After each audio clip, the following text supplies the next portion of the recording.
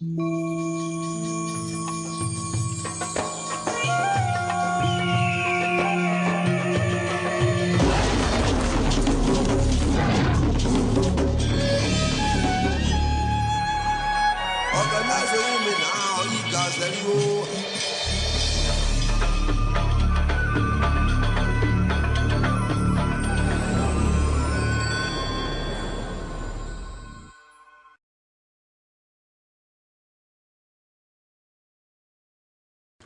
inspiration for starting Bioneers in 1990 was an emerging field of science that only got its name 8 years later from Janine Benyus, Biomimicry, innovation inspired by nature.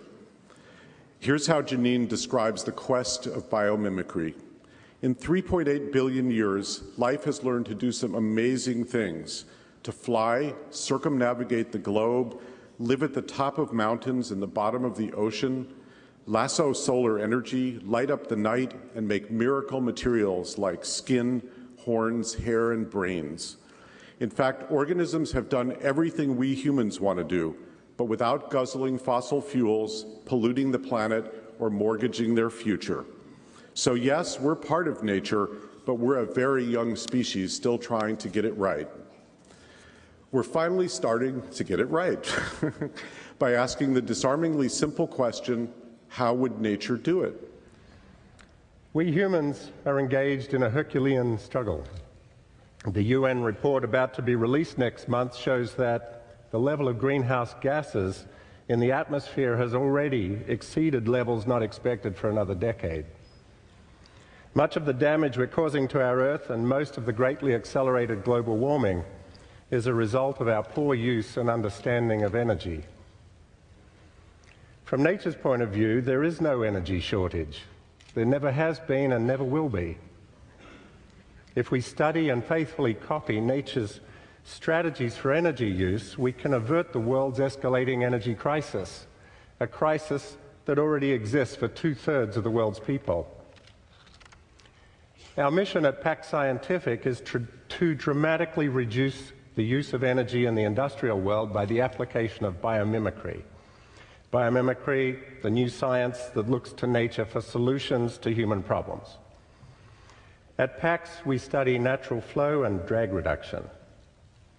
So let me share with you the awe-inspiring beauty of flow in nature. Our colleague and gifted artist, Michael Green, illustrated the illuminated Rumi and other books. His pictures paint 1,000 words. Let's take a look.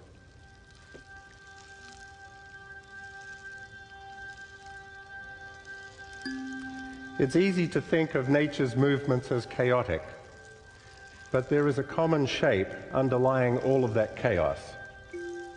The first peoples of the world all recognized how common spirals are in nature and believed that they were a reflection and a representation of the divine, the creation, fertility, and genius.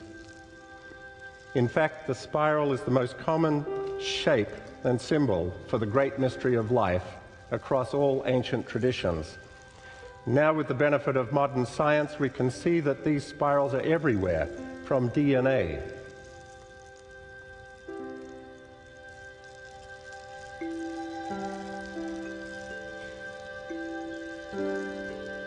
to particle decay in quantum mechanics.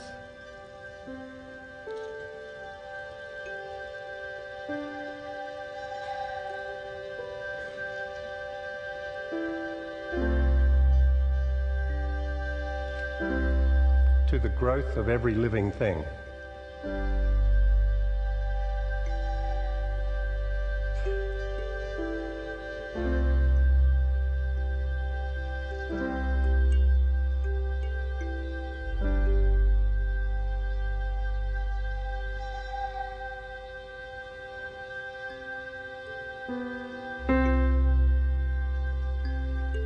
We used to think the stars were gods.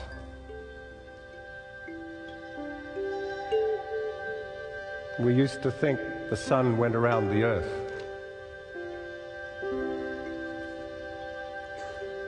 We used to think the world was flat.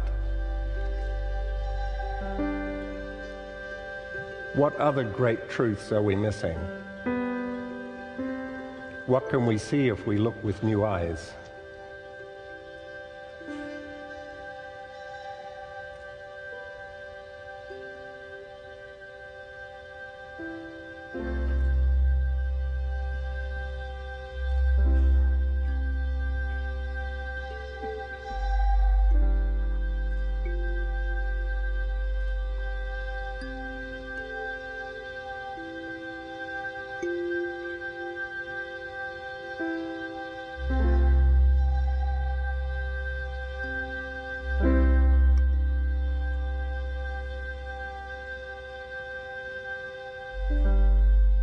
From the atomic level to the very largest structures in our universe, movement wants to follow the same path as the whirlpool that you see when you pull the plug from your bath.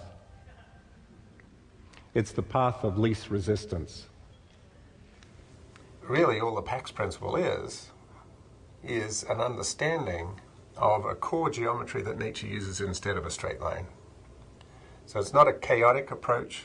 It's not a haphazard approach. Nature looks haphazard. We go into the forest and we see leaves jumbled all around, and we see all these branches higgledy-piggledy everywhere, and it looks chaotic. But if you look at how energy moves in nature, it's never chaotic. It's always exactly the same shape, and it's the same shape as when you pull the plug out of the bath and you get that whirlpool.